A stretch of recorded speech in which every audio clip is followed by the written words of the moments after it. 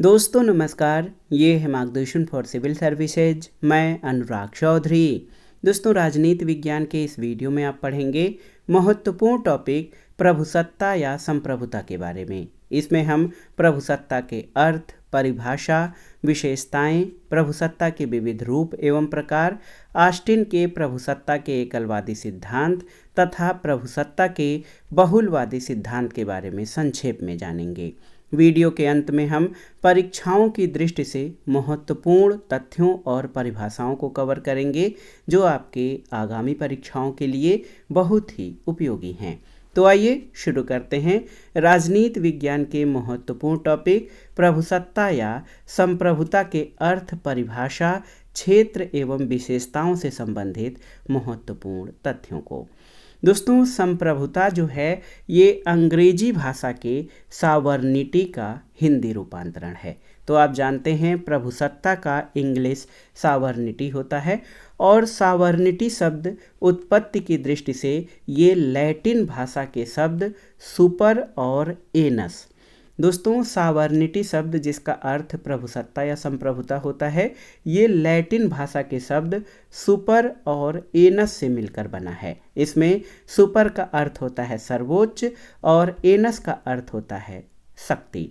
तो याद रखिएगा प्रभुसत्ता अंग्रेजी भाषा के सावर्निटी का हिंदी रूपांतरण है। सावर्निटी लैटिन भाषा के सुपर और एनस से मिलकर बना है जिसका अर्थ सर्वोच्च शक्ति या सर्वोच्च सत्ता होता है। प्रभुसत्ता राज्य के लिए 4 अनिवार्य अंगों में से एक है। आप जानते हैं राज्य के 4 अनिवार्य तत्व हैं जनसंख्या, भूभाग, सरकार और प्रभुसत्ता। तो प्रभुसत्ता जो है ये राज्य के 4 अनिवार्य तत्वों में एक है और प्रभुसत्ता को दोस्तों ये राज्य का प्राण तत्व भी कहा जाता है। राज्य की सर्वोच्च कानूनी सत्ता के विचार को प्रभुसत्ता की संकल्पना के आधार पर स्थापित किया जाता है। बहुत ही महत्वपूर्ण है। राज्य की जो सर्वोच्च कानूनी सत्ता का विचार है इसको प्रभुसत्ता की संकल्पना के आधार पर स्थापित किया जाता है। प्रभुसत्ता की संकल्पना प्रभुसत्ता को धारण करने वाले की इच्छा को सर्वोच्च शक्ति के रूप में मान्यता देती है। इसलिए प्रभुसत्ता असीम और अस्थायी शक्ति होती है।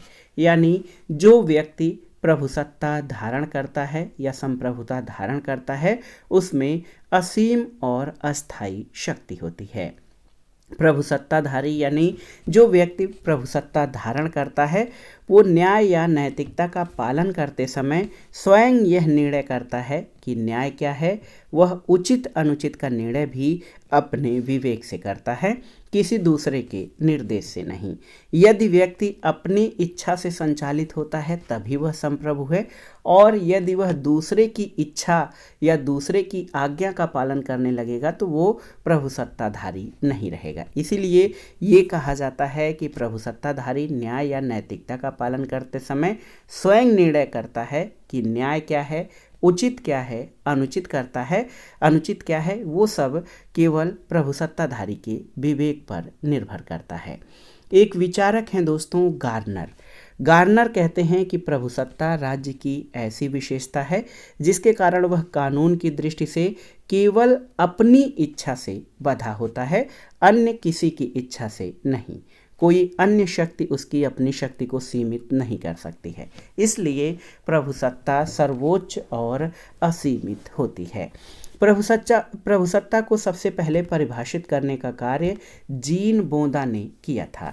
बोंदा ने प्रभुसत्ता की परिभाषा देते हुए कहा है कि प्रभुसत्ता नागरिकों और प्रजाजनों के ऊपर राज्य की वो सर्वोच्च शक्ति है जिस पर कानून का कोई अंकुश न होता हो। तो याद रखिएगा प्रभुसत्ता को सबसे पहले जीन बोंदा ने परिभाषित किया था। ये प्रश्न भी पूछता है कि प्रभुसत्ता नागरिकों और प्रजाजनों के ऊपर राज्य की वो सर्वोच्च शक्ति है जिस पर कानून का कोई अंकुश न हो, ये किसकी परिभाषा है? तो ये बोंदा की परिभाषा है। एक विचारक हैं बिलोबी। बिलोबी कहते हैं कि प्रभुसत्ता राज्य की सर्वोपरि इच्छा होती है। ग्रोसियस के अनुसार आप जान लीजिए कि प्रभुसत्ता उस व्यक्ति में निहित सर्वोच्च राजनीतिक शक्ति है जिसके कृत्य अन्य किसी पर आश्रित न हो और जिसकी आज्ञा का उल्लंघन न किया जा सके।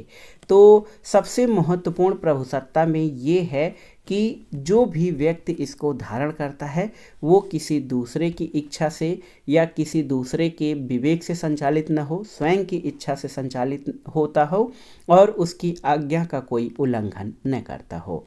बर्गेस कहते हैं कि यह व्यक्तिगत रूप से प्रजाजन और उनके समुदायों के ऊपर प्राप्त राज्य की मौलिक, निरपेक्ष और असीमित शक्ति है। तो आप जान लीजिए प्रभुसत्ता या संप्रभुता दोस्तों राज्य की ऐसी सर्वोच्च शक्ति होती है जो मौलिक, निरपेक्ष और असीमित होती है। आइए प्रभुसत्ता के लक्षणों के बारे में जान लेते हैं। दोस्तों प्रभुसत्ता के जो लक्षण हैं उसमें सबसे महत्वपूर्ण लक्षण है पूर्णता यानी टोटलिटी। दोस्तों प्रभुसत्ता का अर्थ सर्वोच्च शक्ति से है। ये सर्वोच्च शक्ति पूर्ण और निरपेक्ष होती है, इस पर किसी का अंकुश या बंधन नहीं होता है। मौलिकता जो है ये प्रभुसत्ता की दूसरी महत्वपूर्ण शर्त है या लक्षण है।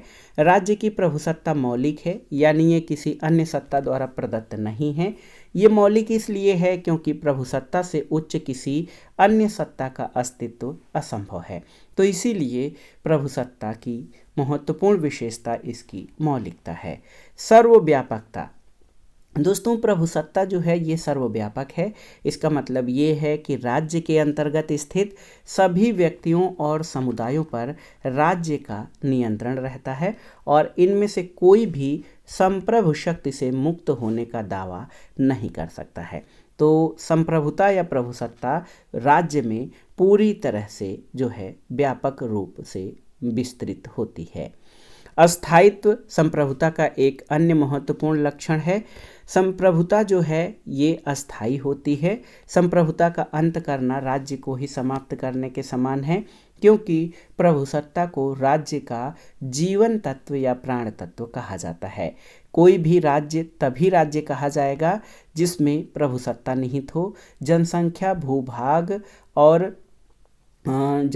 भूभाग और सरकार के रहने मात्र से कोई भी जो प्रदेश है वो राज्य नहीं कहा जाएगा जब तक उसमें संप्रभुता न हो और वो अस्थायी न हो। देखिए अपृथक्करणीयता ये अन्य महत्वपूर्ण लक्षण है प्रभुसत्ता का। प्रभुसत्ता राज्य से अलग या अपृथक्करणीय होती है, अलग नहीं की जा सकती है। इसे राज्य से अलग नहीं किया जा सकता है। राज्य स्वयं को नष्ट किए बिना प्रभुसत्ता का त्याग नहीं कर सकता। यदि राज्य से प्रभुसत्ता को अलग कर दिया जाए तो राज्य का अस्तित्व समाप्त हो जाएगा। इसके अलावा प्रभुसत्ता का एक अन्य लक्षण अनन्यता है। प्रभुसत्ता अनन्य होती है यानी एक राज्य में एक ही संप्रभु शक्ति हो सकती है जो वैध रूप से जनता को आदेश दे सकती है। एक राज्य के अंदर एक से अधिक संप्रभु शक्ति को मानना राज्य की एकता को भंग करने के समान है। अविभाज्यता तो अविभाज्यता प्रभुसत्ता का अन्य आवश्यक लक्षण है। इसका मतलब ये है कि प्रभुसत्ता पूर्ण है, उसे विभाजित नहीं किया जा सकता है। प्रभुसत्ता को विभाजित करने का अर्थ उसे नष्ट करना अथवा एक से अधिक राज्यों का गठन करना है। प्रभुसत्ता एक पूर्ण वस्तु है, इसका विभाजन नहीं किया जा सकता। यदि इसको विभाजित कर दिया जाए तो दो राज्य हो जाएंगे क्योंकि प्रभुसत्ता एकल होती है न कि दो। प्रभुसत्ता के विविध रूपों के बारे में जान लें तो एक तो है औपचारिक और वास्तविक प्रभुसत्ता। औपचारिक प्रभुसत्ता को नाम मात्र की प्रभुसत्ता के नाम से भी जाना जाता है और इसका अर्थ ये है कि एक व्यक्ति या ऐसी इकाई जिसमें सैद्धांतिक दृष्टि से संपूर्ण शक्ति निहित हो लेकिन व्यवहार में वह इन शक्तियों का अपने विवेक से प्रयोग न कर सके, जैसे कि ब्रिटेन का सम्राट औपचारिक संप्रभु का उदाहरण है।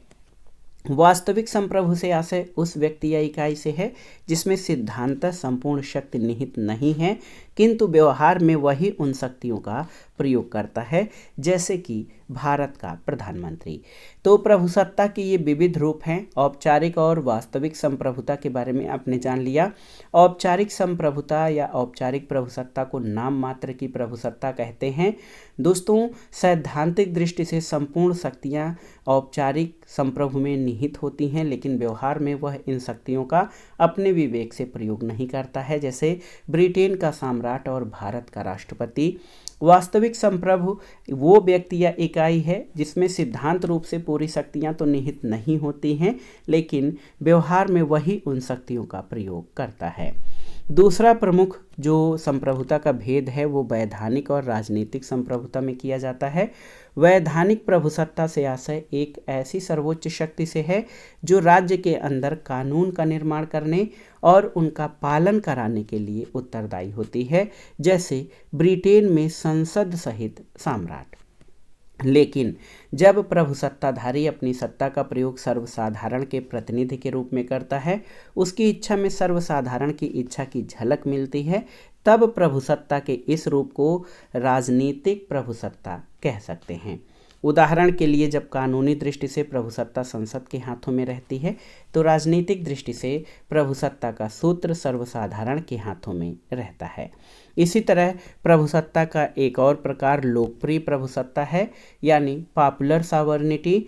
तो जब राजनीतिक प्रभुसत्ता सर्वसाधारण के हाथों में निहित होती है, तो इसे लोकप्रिय प्रभुसत्ता कहते हैं। लोकतांत्रिक शासन प्रणाली के अंतर्गत कानूनी प्रभुसत्ता राज्य का बाह्य आवरण है और उसकी अंतरात्मा लोकप्रिय संप्रभुता होती है। तो बहुत ही महत्वपूर्ण है लोकप्रिय संप्रभुता या पॉपुलर सॉवरेनिटी। जब राजनीतिक प्रभुसत्ता सर्वसाधारण या जनता के हाथ में निहित हो जाती है, तो उसे लोकप्रिय प्रभुसत्ता कहते हैं। प्रभुसत्ता के प्रकार के बारे में जान लेते हैं। दोस्तों, प्रभुसत्ता के प्रकार को इस तरह से वर्णित करते हैं कि प्रभुसत्ता का जो अवधारणा है उसे दो भागों में विभाजित कर सकते हैं। एक तो प्रभुसत्ता का एकलवादी सिद्धांत और दूसरा प्रभुसत्ता का बहुलवादी सिद्धांत। एकलवादी सिद्धांत ये मानता है कि प्रभुसत्ता किसी एक व्यक्ति या संस्था में निहित होती है। बहुलवादी सिद्धांत मानता है कि प्रभुसत्ता जो है वो विभाजित होती है भिन्न भिन्न समुदायों में या अंगों में। दोस्तों, एकलवादी प्रभुसत्ता के सिद्धांत के समर्थकों में बोंदा, हाब्स, हीगल और ऑस्टिन हैं। प्रभुसत्ता के बहुलवादी सिद्धांत के प्रमुख विचारकों में हेराल्ड जोसेफ लास्की, जी.डी.एच. कोल, अर्नेस्ट बार्कर और मिस फॉलेट शामिल हैं। आइए प्रभुसत्ता के एकलवादी सिद्धांत और जॉन ऑस्टिन के विवेचना के बारे में जानते हैं। प्रभुसत्ता को एकलवादी सिद्धांत, जो प्रभुसत्ता का एकलवादी सिद्धांत है, वो इस धारणा में विश्वास करता है कि प्रभुसत्ता किसी निश्चित सत्ता या व्यक्ति में निहित होती है।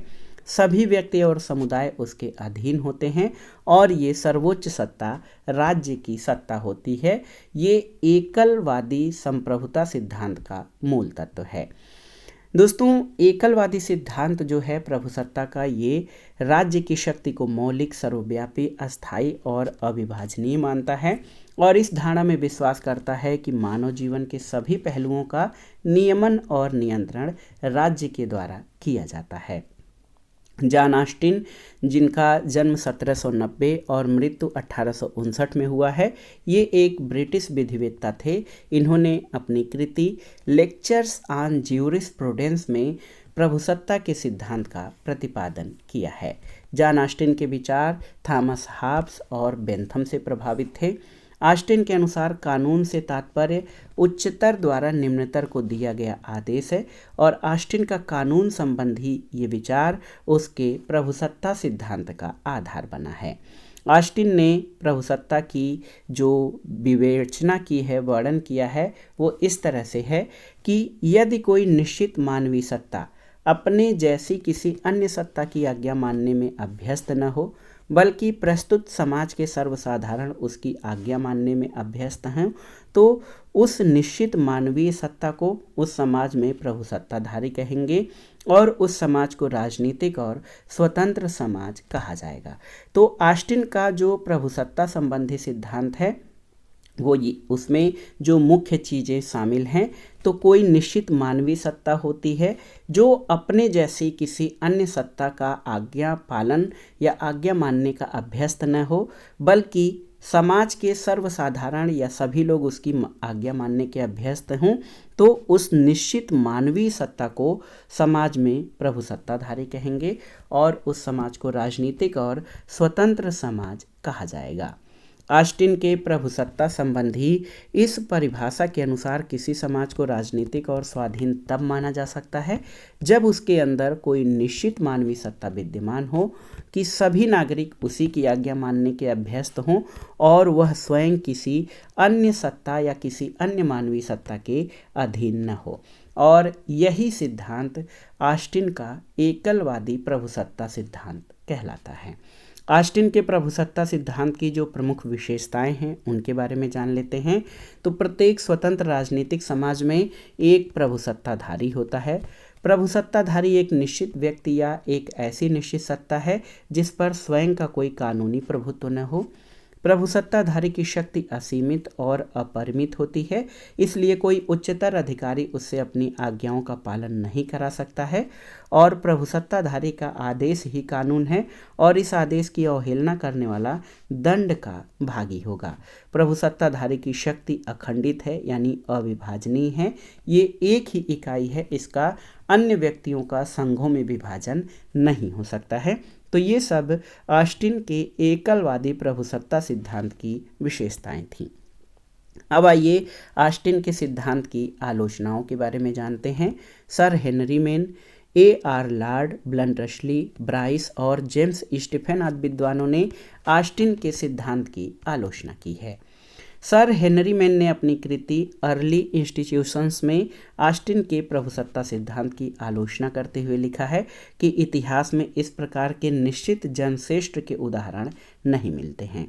इसी तरह लीकाक का कहना है कि प्रभुत्व, राज्य तथा कानून का विचार जिस प्रकार से ऑस्टिन ने किया है ये पूर्वी जनजातियों पर लागू नहीं होता।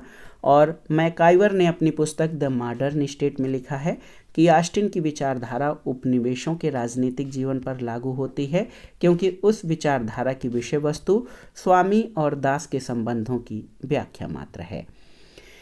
कुछ विचारक हैं, आप देखिए, लॉवेल, क्लार्क, सिजविक, बिलोवी, T.H. ग्रीन, मेरियम और विल्सन ने ऑस्टिन के सिद्धांत की कड़ी आलोचना की है। हर्नसा एक विचारक हैं, वो कहते हैं कि ऑस्टिन के दर्शन में हवलदारी की गंध आती है और लास्की कहते हैं कि अंतर्राष्ट्रीय दृष्टि से एक स्वतंत्र और प्रभुत्व संपन्न राज्य का विचार मानवीय सुख समृद्धि के लिए घातक है। ऑस्टिन के प्रभुसत्ता के एकलवादी सिद्धांत के बाद आइए प्रभुसत्ता के बहुलवादी सिद्धांत के बारे में जानते हैं। दोस्तों, प्रभुसत्ता का जो बहुलवादी सिद्धांत है इसका उद्भव प्रभुसत्ता के एकलवादी सिद्धांत के विरुद्ध प्रतिक्रिया स्वरूप हुआ है। इस सिद्धांत के अनुसार सत्ता का केवल एक ही स्रोत नहीं होता है बल्कि ये विभिन्न समुदायों में विभाजित होती है और इसे विभाजित किया जाना उचित है। बहुलवादी विचारक प्रभुसत्ता को निरंकुश और अविभाज्य नहीं मानते। उनके अनुसार राज्य विभिन्न समुदायों में से ही एक समुदाय है। व्यक्ति अपनी आवश्यकता की पूर्ति के लिए केवल राज्य की ही सदस्यता स्वीकार नहीं करता बल्कि अनेक अन्य समुदायों और संघों की भी सदस्यता ग्रहण करता है और ऐसी स्थिति में केवल राज्य को ही संपूर्ण सत्ता प्रदान नहीं की जा सकती है। तो इस तरह से अन्य समुदाय राज्य की शक्ति को सीमित करते हैं। बहुलवादी विचारक जो मानते हैं ऑस्टिन के एकलवादी सिद्धांत की जो अवधारणा है उसका खंडन करते हैं। उनका कहना है कि जो संपूर्ण सत्ता है वो केवल एक बिंदु या राज्य में निहित नहीं होती है बल्कि अन्य संघों और समुदायों में भी निहित होती है। प्रमुख बहुलवादी विचारकों में Harold Joseph Laski, G.D.H. Cole, Miss Follett, Ernest Barker, Krabbe, Duguit, Maitland, Gierke और A.D. लिंड से हैं। लास्की कहते हैं कि समाज के ढांचे को पूर्ण होने के लिए उसे संघात्मक होना चाहिए। लिंडसे के अनुसार यदि हम तथ्यों का अवलोकन करें तो स्पष्ट हो चुका है कि प्रभुसत्ता के सिद्धांत का अंत हो चुका है और बार्कर के अनुसार कोई भी राजनीतिक सिद्धांत इतना निष्फल नहीं हुआ जितना कि प्रभुत्व संपन्न राज्य का सिद्धांत निष्फल हो चुका है। लास्की के अनुसार समुदायों के अनेक प्रकारों में से राज्य भी एक है और अन्य समुदायों की तुलना में वह व्यक्ति की भक्ति का उच्चतर अधिकारी नहीं है।